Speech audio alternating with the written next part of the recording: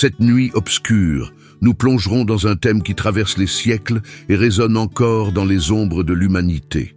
Les 7 péchés capitaux ne sont pas seulement des mots anciens, mais des forces qui continuent de rôder dans l'âme humaine. Chaque péché porte en lui un secret sombre, personnifié par un démon qui le renforce. Ils sont devenus des symboles de vices qui éloignent l'homme de la lumière et le rapprochent de l'abîme. En les connaissant, nous ne parlerons pas seulement de mythes, mais de quelque chose qui peut être plus proche que vous ne l'imaginez. L'histoire des 7 péchés ne naquit pas d'une seule religion, mais fut façonnée au fil des siècles. Théologiens, occultistes et érudits ont constaté que certaines faiblesses humaines revenaient toujours avec plus de force. L'orgueil, l'avarice, la colère, la gourmandise, la paresse, l'envie et la luxure devinrent les piliers de la chute spirituelle. Chacun d'eux reflète une faiblesse qui peut se transformer en prison. Et c'est dans ce labyrinthe que les démons trouvèrent un espace pour se manifester. Ce qui semblait n'être qu'une faute morale devint aussi un territoire spirituel. Tout au long de ce chemin, vous découvrirez non seulement les définitions, mais aussi les symboles qui représentent chaque péché. Vous verrez comment ils furent associés à des entités démoniaques qui, selon les traditions anciennes, se nourrissent des faiblesses humaines. Ce lien n'a pas été créé par hasard, mais comme un avertissement. Chaque démon est la personnification d'une tentation capable de corrompre même les plus forts. Ainsi, les péchés cessent d'être des concepts abstraits pour prendre des visages, des histoires et des conséquences. Chaque pas sera comme regarder dans un miroir obscur. Nous ne parlons pas de fiction.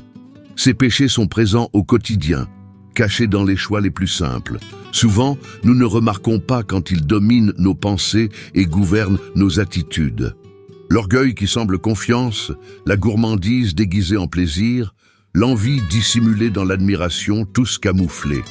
C'est dans cette subtilité qu'ils deviennent dangereux, et en laissant place à ces ombres, nous ouvrons des portes à des forces qui nous enchaînent dans des liens invisibles.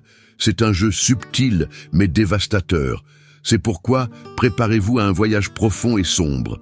À chaque péché révélé, une vérité inconfortable sera mise en lumière.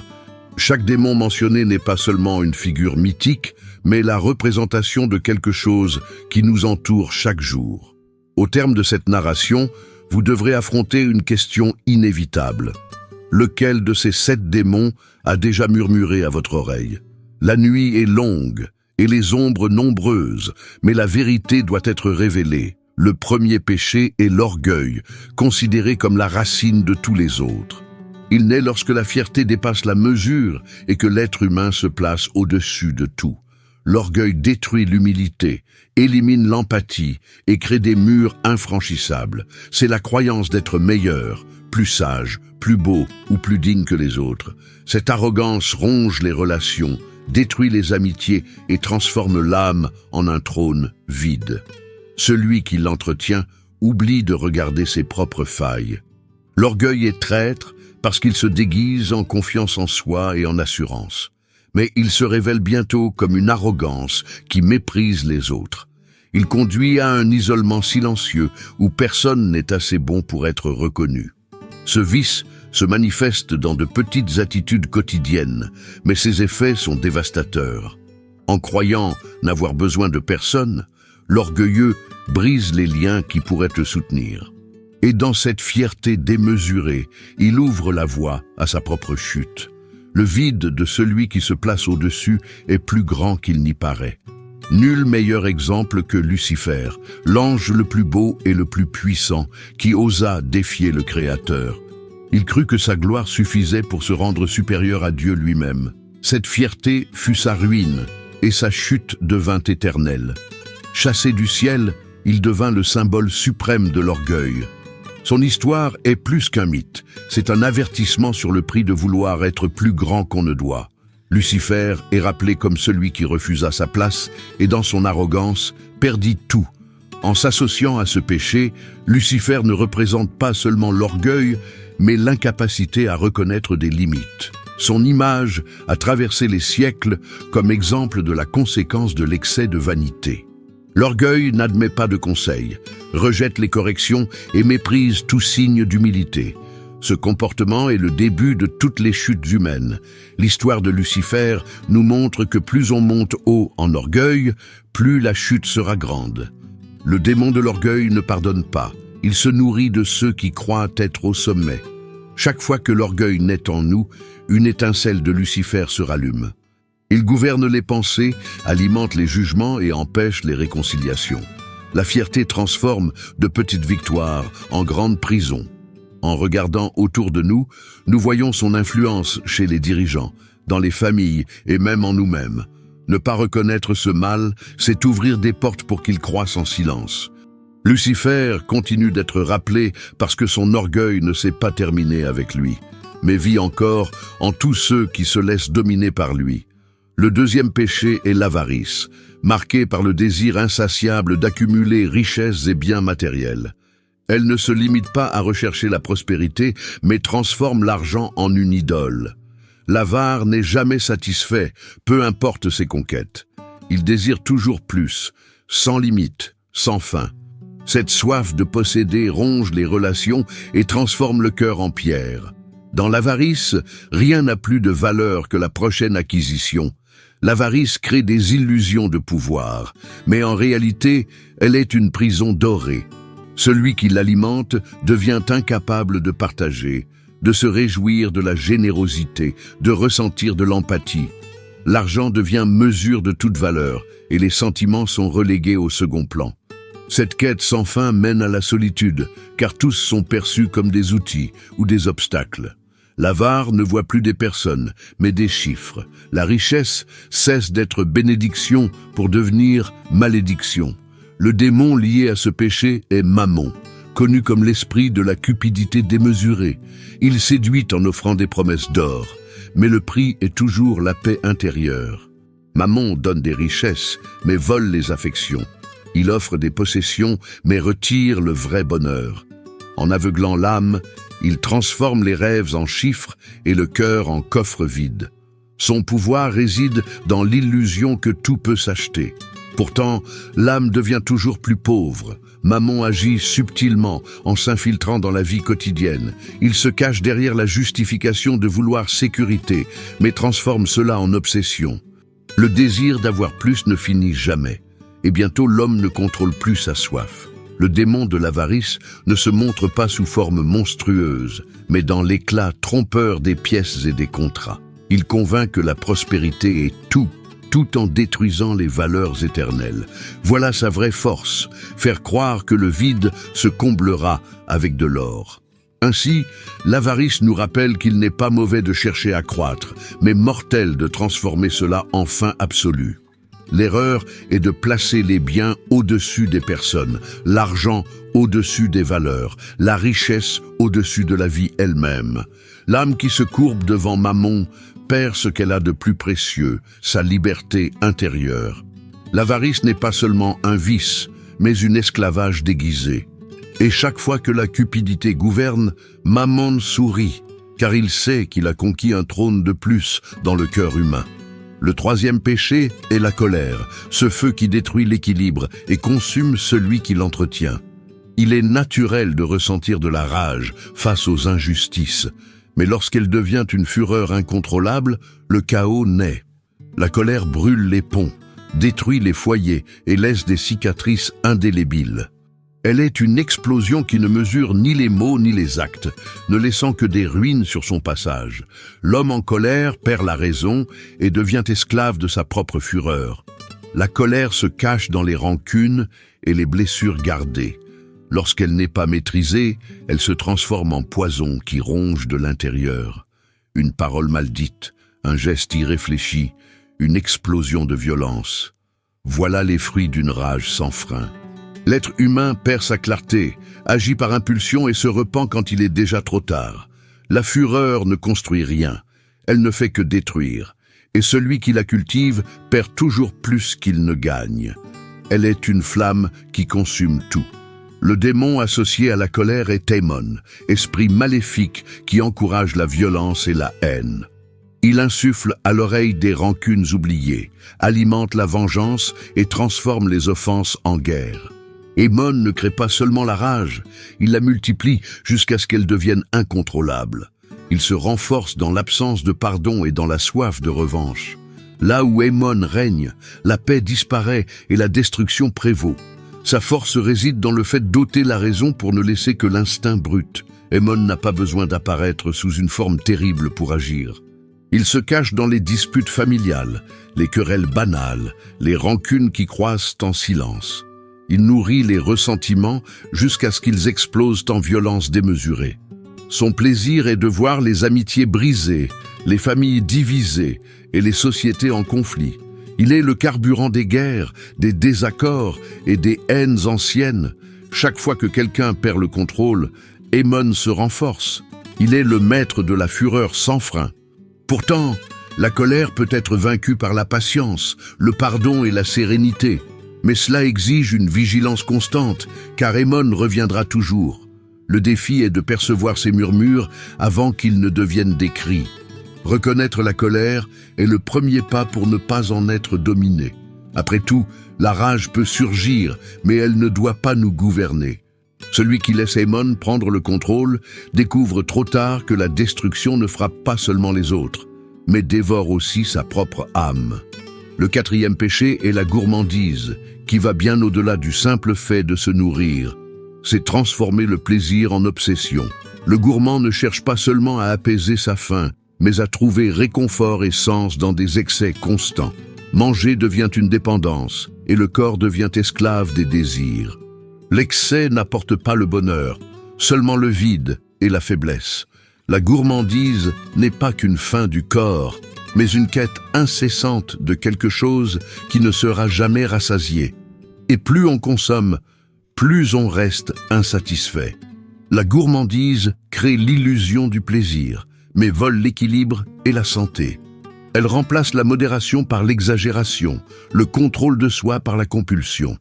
Cette servitude ne se limite pas à la nourriture. Elle peut exister dans tout plaisir transformé en obsession. Le gourmand tente de combler des carences émotionnelles par des excès matériels.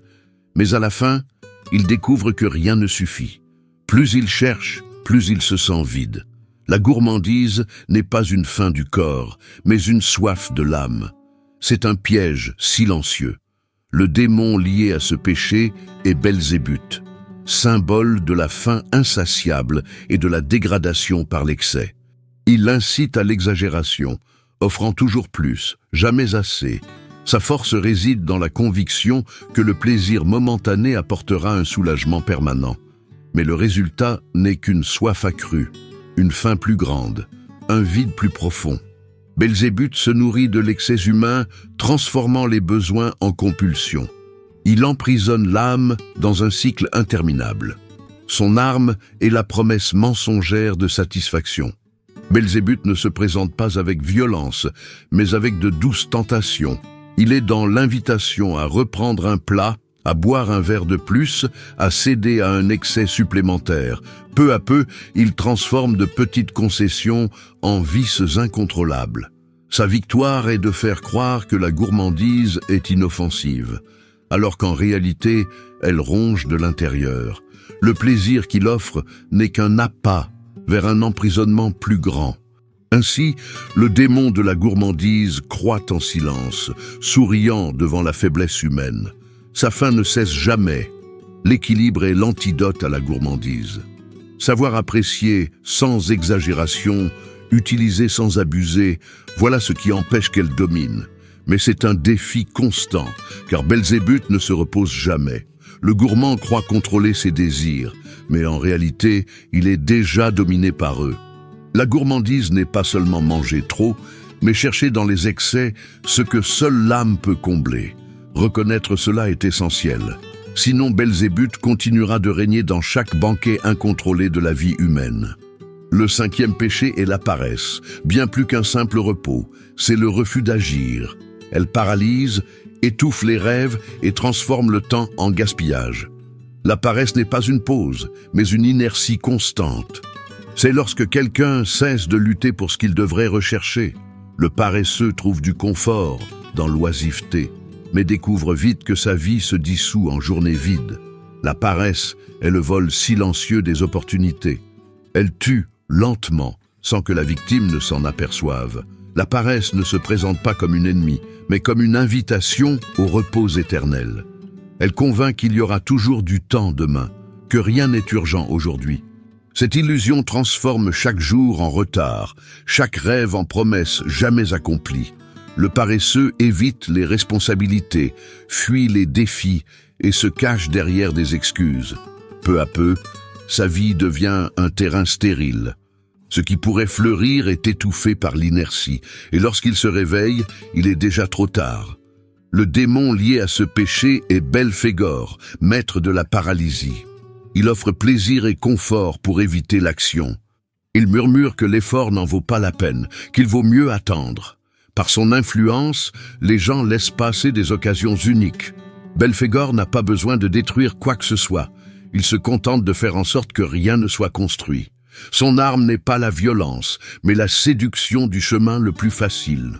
Là où il règne, le temps est gaspillé et la vie s'écoule entre les mains. Belphégor agit en silence, offrant distraction, plaisir passager, raccourcis trompeurs. Peu à peu, tout ce qui exige des efforts est abandonné. Le paresseux se persuade qu'il se repose, mais en réalité, il s'abandonne à une prison invisible. Ce démon n'a pas besoin de crier, car son pouvoir est dans la douceur. Il détruit sans qu'on s'en rende compte, transformant des vies entières en ruines par simple absence d'action. Sa victoire réside dans chaque « je le ferai demain » qui n'arrive jamais. Il est le maître de la procrastination éternelle. La paresse peut être vaincue par la discipline, l'effort et le sens du but. Mais peu ont le courage de briser ces chaînes. Le défi est de ne pas confondre repos et abandon. L'oisiveté contrôlée apporte le renouveau, mais le vice de l'inaction conduit à la mort intérieure. Belphégor se nourrit du manque de courage et de l'absence de rêve. Chaque fois que quelqu'un choisit le confort de l'inertie, il se renforce. La paresse n'est pas seulement une faiblesse, c'est une reddition à un ennemi invisible, mais fatal. Le 6e péché est l'envie, l'ombre la plus silencieuse et la plus perfide. Elle naît de la comparaison constante, de l'incapacité à se réjouir des succès des autres. L'envieux croit toujours qu'il lui manque quelque chose, que le bonheur se trouve dans ce qui appartient à autrui. Ce sentiment se transforme en amertume et en haine. L'envie ne construit rien, elle ne désire que détruire. Elle est un poison qui ronge lentement l'âme. Le cœur se ferme et il ne reste que la frustration. L'envie ne se contente pas de désirer. Elle veut que l'autre perde, que l'autre tombe. Le succès d'autrui devient une blessure ouverte, toujours douloureuse. L'envieux ne trouve jamais la paix, car il est prisonnier d'une comparaison éternelle. Sa vie n'est pas guidée par ses propres rêves, mais par le désir de posséder ce qui est à l'autre. C'est un cycle d'infélicité et de rancune. Plus il observe, plus il souffre. L'envie enchaîne, car rien ne sera jamais suffisant. C'est la prison de l'insatisfaction.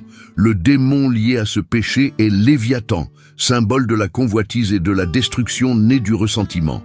Il alimente les pensées sombres, encourage l'amertume et éveille l'hostilité. Léviathan transforme l'admiration en rancune et le respect en haine silencieuse. Sa force réside dans la conviction que le bonheur ne viendra qu'en prenant ce qui appartient à l'autre. Ce démon se renforce lorsque la gratitude disparaît. Il est le maître qui transforme les cœurs en mer agités de frustration et de rancune. Léviathan agit sournoisement, caché dans les regards et les pensées silencieuses. Il se dissimule derrière de faux éloges, des gestes d'amitié apparente. Mais en son fort intérieur, il nourrit le désir de voir l'autre échouer. Il détruit les amitiés, brise les familles et provoque des conflits sociaux. L'envie alimentée par Léviathan se répand comme une peste, touchant tout ce qui l'entoure. L'envieux devient prisonnier de lui-même, incapable de voir la beauté de sa propre vie. Le venin de Léviathan est la comparaison constante. L'envie ne peut être vaincue que par la gratitude et le contentement. Reconnaître ses propres bénédictions est l'antidote contre Léviathan. Mais peu y parviennent, car il est maître dans l'art de déformer les perceptions. L'envieux oublie tout ce qu'il possède, se concentrant uniquement sur ce qu'il n'a pas. Ainsi, Léviathan demeure puissant, nourri par le vide humain. Chaque fois que nous célébrons la chute de quelqu'un, il triomphe. L'envie est une ombre qui croît en silence. Et si elle n'est pas combattue, elle dévore tout autour d'elle. Le 7e péché est la luxure, marquée par la recherche incontrôlée des plaisirs charnels. Elle ne se limite pas au désir naturel, mais le transforme en obsession. La luxure réduit l'être humain à un objet et détruit la véritable intimité. Celui qui s'y abandonne cherche à combler ses vides par des expériences passagères, mais à la fin, il ne trouve que solitude et honte. Ce péché est traître, car il promet l'extase et n'offre que le vide. La luxure est une prison de la chair et de l'esprit. La luxure détruit les foyers, corrompt les cœurs et efface la dignité. Elle se déguise en liberté, mais en réalité, elle asservit. Celui qui la cultive ne trouve jamais la plénitude, car le désir ne se rassasie jamais. Plus il cherche, plus il a soif. C'est un cycle d'obsession et de dégradation. La luxure rompt les liens, trahit les amours et efface les valeurs. Elle n'est pas seulement un péché du corps, mais de l'âme qui se perd dans les vices. C'est une flamme qui consume vite, mais laisse des cendres profondes. Le démon lié à ce péché est Asmodée, seigneur de la luxure. Il se nourrit des passions déchaînées, encourageant infidélités et vices. Asmodée n'offre pas l'amour, seulement l'obsession. Il transforme l'intimité en vide et le plaisir en prison. Chaque fois qu'il domine une âme, il lui enlève le respect de soi et l'intégrité. Son pouvoir est dans la séduction, transformant la tentation en compulsion. Il ne détruit pas seulement les relations, mais aussi l'identité même. Son ombre est profonde. Asmodée agit en secret, dans les écrans, les fantasmes, les rencontres cachées. Il persuade qu'il n'y a pas de conséquences, que le plaisir justifie tout. Mais sa victoire est silencieuse, et quand la personne s'en rend compte, elle a déjà perdu sa dignité et sa paix. Ce démon ne se présente pas avec des chaînes, mais avec des invitations séduisantes. Son arme est le désir sans limite, qui emprisonne toujours davantage. Il se cache derrière le masque de la liberté, mais au fond, il n'y a qu'esclavage. Asmodée triomphe dans le silence. La luxure ne peut être vaincue que par la maîtrise de soi, le respect et le véritable amour, mais rares sont ceux qui résistent à ses invitations. Ce péché est l'un des plus puissants, car il se nourrit des instincts humains. Le défi est de ne pas laisser le désir gouverner. Chaque fois qu'Asmodée domine, l'âme perd son intégrité. Reconnaître cela est essentiel pour résister. À la fin, la luxure promet le feu, mais ne laisse que des cendres. Et Asmodée se renforce à chaque chute. Ces 7 péchés capitaux, gardés par des démons, n'appartiennent pas seulement aux légendes. Ils rôdent dans nos choix quotidiens, silencieux et persistants. Reconnaître leur voix est le premier pas pour les vaincre. Mais la question demeure, lequel de ces démons a déjà tenté de vous dominer ? Ils ne se présentent pas toujours sous des formes terrifiantes, mais dans les gestes simples, les pensées dissimulées, les désirs apparemment inoffensifs. C'est dans cette subtilité qu'ils gagnent du terrain. Chaque péché est une porte ouverte, chaque faiblesse une occasion pour que l'ombre grandisse. Et pourtant, dans la reconnaissance de ces pièges, réside aussi la possibilité de résistance.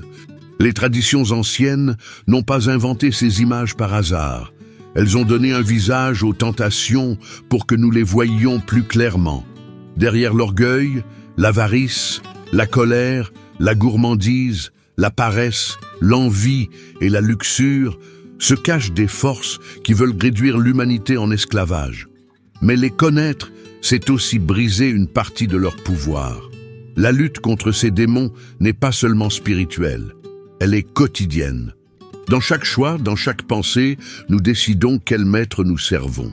Les ignorer, c'est leur donner un terrain fertile. Les confronter, c'est allumer une lumière dans les ténèbres. C'est un combat silencieux, mais vital. Ainsi, à la fin de cette traversée, la question reste suspendue comme une énigme dans l'air de la nuit. Lequel de ces 7 démons a déjà murmuré à votre oreille ? La nuit est longue. Les ombres sont nombreuses, mais la vérité doit être révélée. Et la vérité commence lorsque nous osons regarder en face nos propres abîmes.